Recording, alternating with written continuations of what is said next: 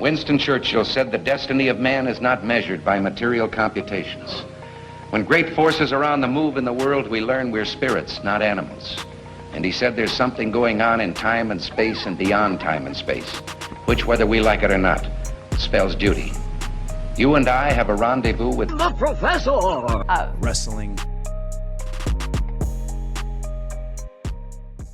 And welcome to the Professors of Wrestling. I'm Dave. Help us become Taco Bell famous. We want to do a lot of things to help become part of a community, and we cannot do that without you. So please go like, subscribe, comment, share. Help us realize our dreams to become Taco Bell famous. And this week, I am sitting down with Mr. Preston Veston.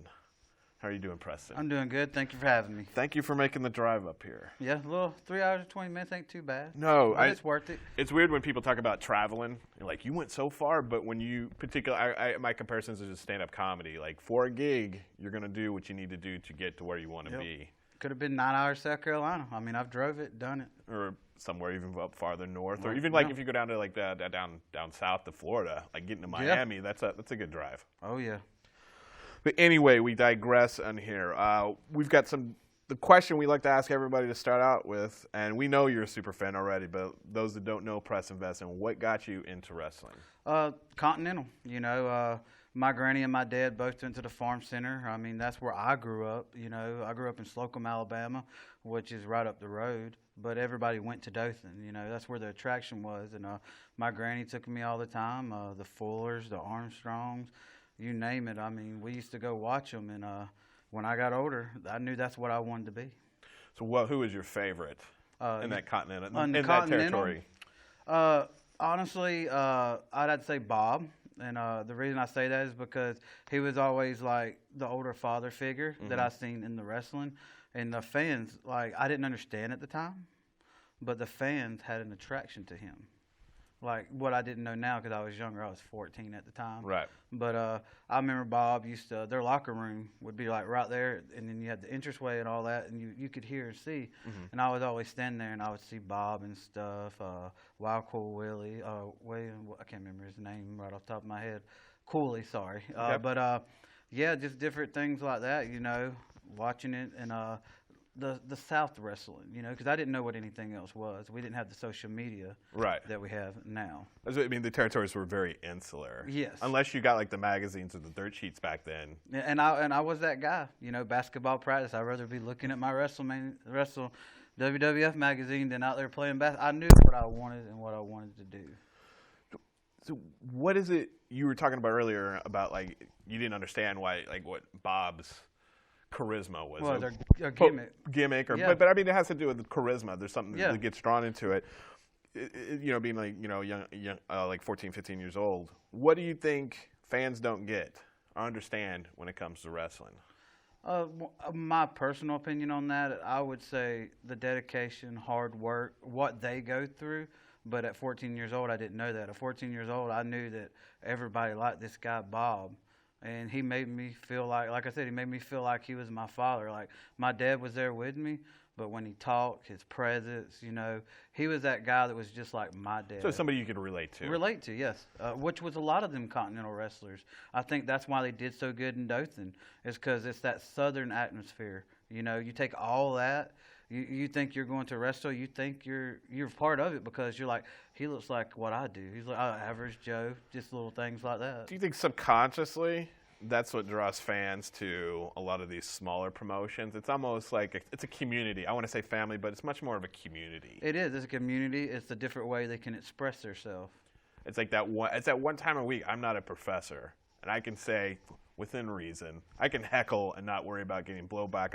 I can root or boo whoever I want to. Yeah, you can express yourself. Express yourselves, and you see a lot of different ways. It's just like that one place that safe place you can let steam off. Yeah, like my granny was that one that hated that bag. I should throw that popcorn. She was so mean. The stereotypical like older lady on the front Southern. with the hat pin. Poking. My granny was that Southern girl on the front row. You know. There was famous twin sisters up in the Central States regions that would travel around that were independent with. I know you're a historian freak. We'll get more about that. Oh yeah. As a fan, what are some of your favorite types of matches? I like real old school. You know, I like the old school style. Not saying there's nothing wrong with the flips and all that different thing, but telling the story, that's where it is. It doesn't matter about the moves and different things. You tell the story, and the fans can relate to it. You're gonna have that feeling. They're gonna cheer for you, boo for you, all different kind of things. So how does that translate to what you're doing in the ring? How do you try to make that happen, create that story for the fans to remember? Well, it's my job as a performer to be able, whatever situation we're doing, you know, is to get that crowd to get that feeling, feel that emotion, feel what you're going through. You want them to feel like, you know, they're part of it. You got to make the fans part of the match. So what is the learning curve?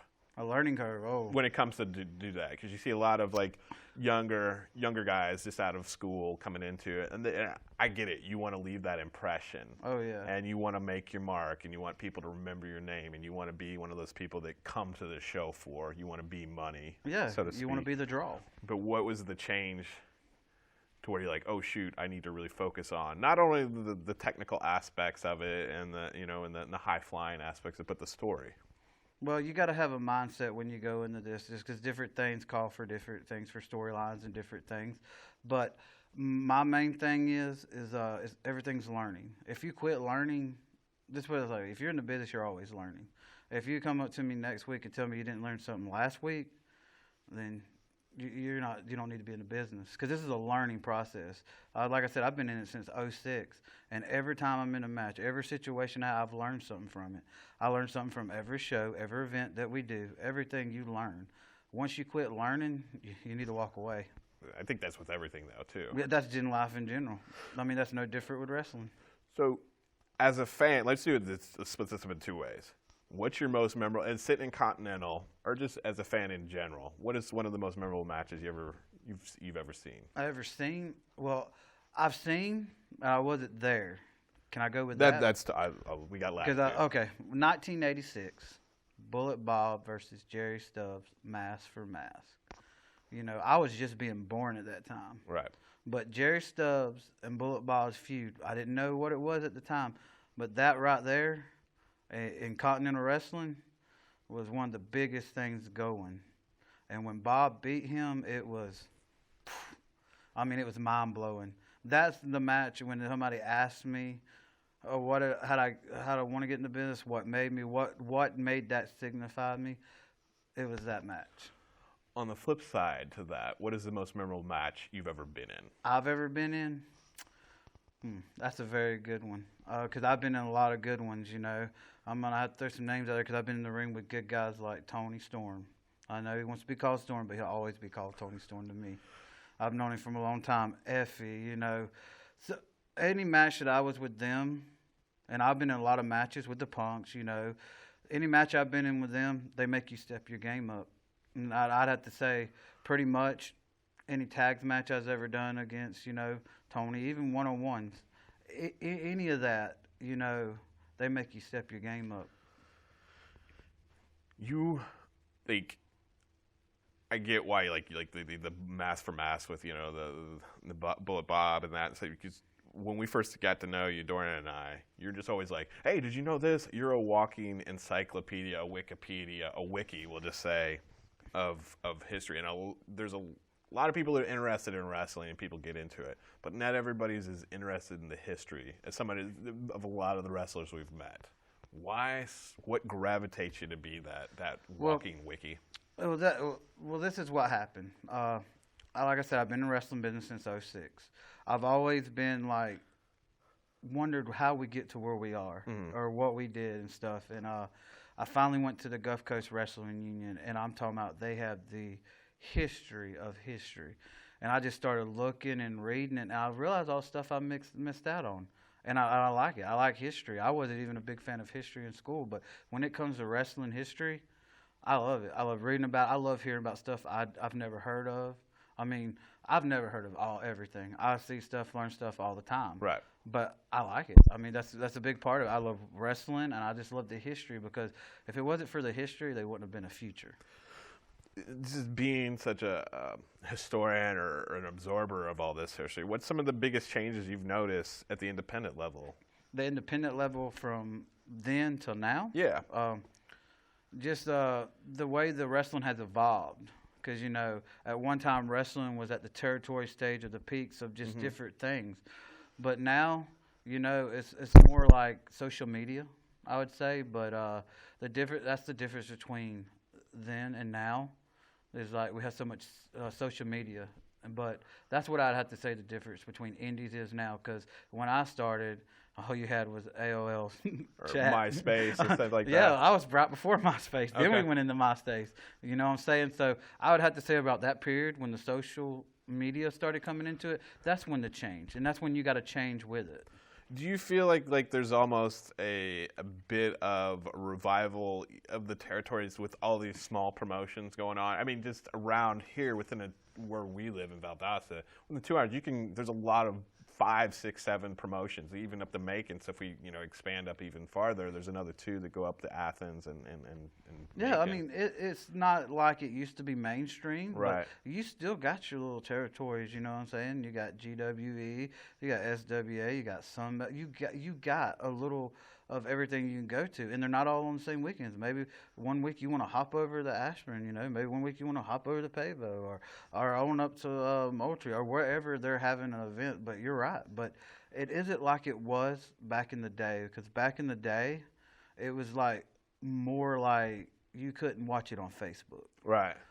So you would have more people wanting to go, and you had hearsay, thearsay through voice and hearing. Right. So I think that's the difference now. Like you just couldn't, flip up and see Facebook. So then you would have more crowds because they'd be more interested. Word of mouth had a bigger impact. Yeah, word of mouth had a bigger impact. Promoting, putting out posters, doing legwork, Social media is where it is now, but without all that other, formula, they wouldn't be where it is now. So do you think that's the biggest change that's for those getting into the wrestling business now? Is that one of the biggest changes for the independents or Oh slash yeah, small but promotions? I'm not saying it all depends on who you talk to. You talk to a better, older guy, they might have a different opinion about it, but it's good. It's good for business. Good for because you never know.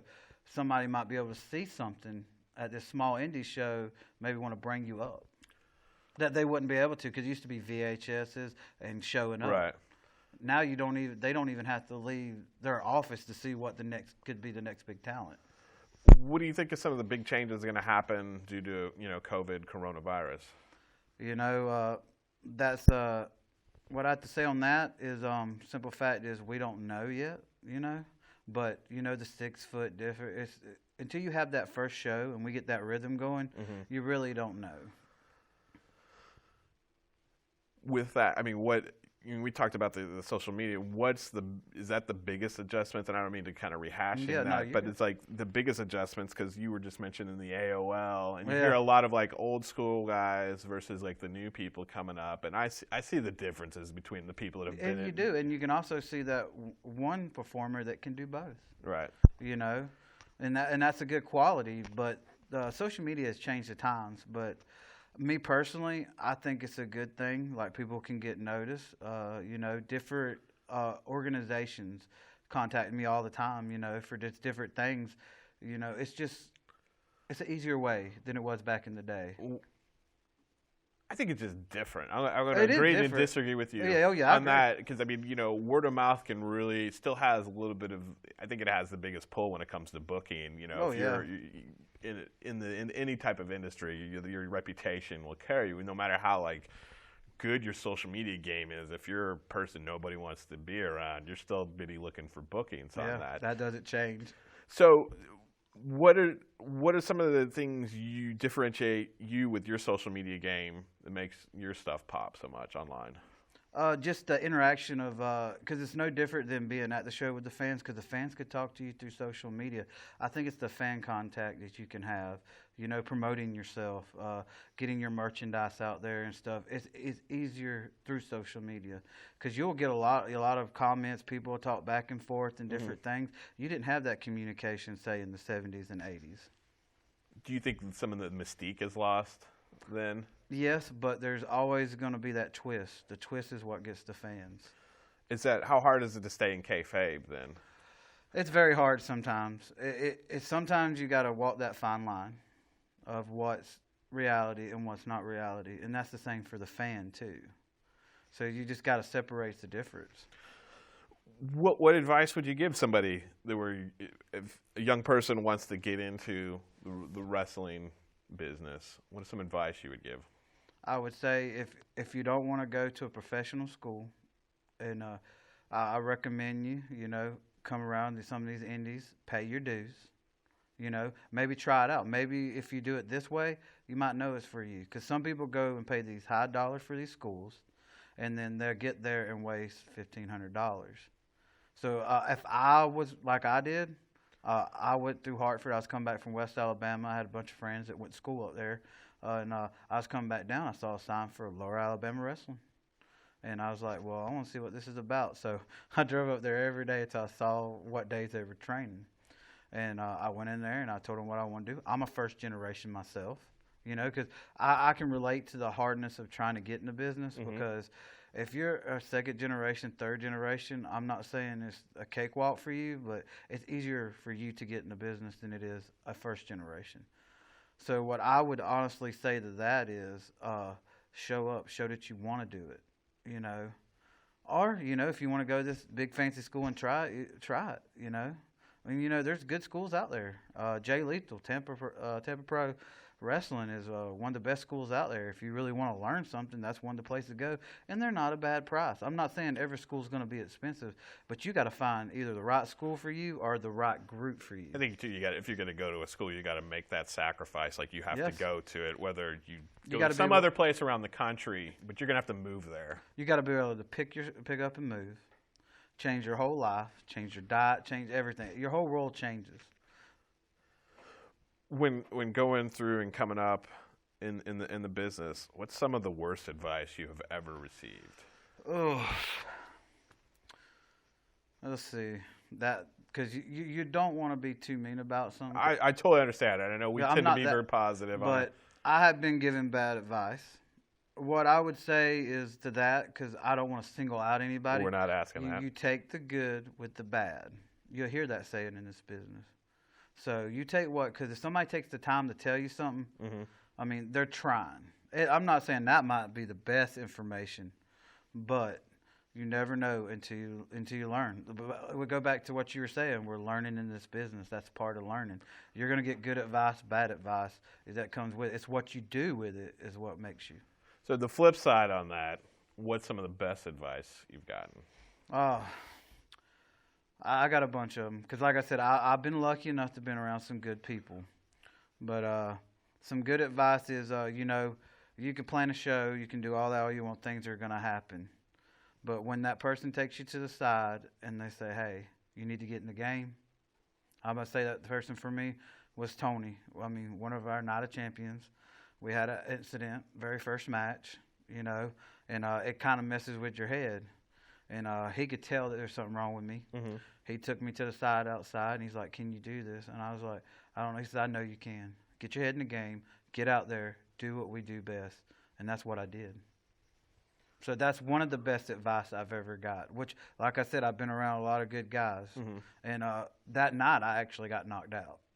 And I was taken very care of thanks to him and Mason and the rest of them. Oh, so the bell ringing. Yeah. There. You've been in it since 2006, and you've all those years' experience, all the advice, good, bad, indifferent on there. What do you wish you knew then when you started out in 2006 that you know now?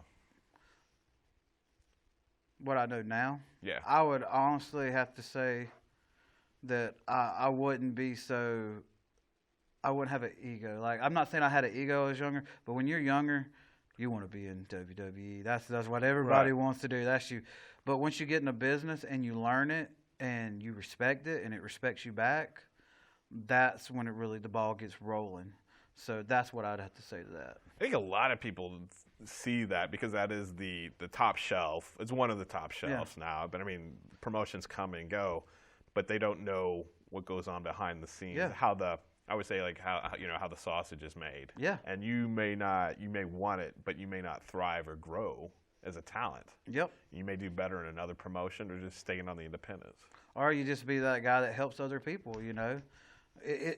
This business is a brotherhood. You got to help each other. Right. You're never going to grow in this business without that. And one of the final questions as to wrap things up here is, where do you see the future of wrestling going? Actually, I see very great. I actually see a comeback in wrestling. You know, you having these different organizations like Major League, you got All Elite coming up, you know, and these young indie wrestlers wanting to go somewhere. I see the business growing, but then again, since COVID-19, I mean, what do we really know about the future until we actually get our feet in there and start rolling? Last question, where can people find you through your social medias? You can find me on Facebook at Preston Veston. I'm on Instagram at Hardway Bros. I have a Hardway Bro Facebook.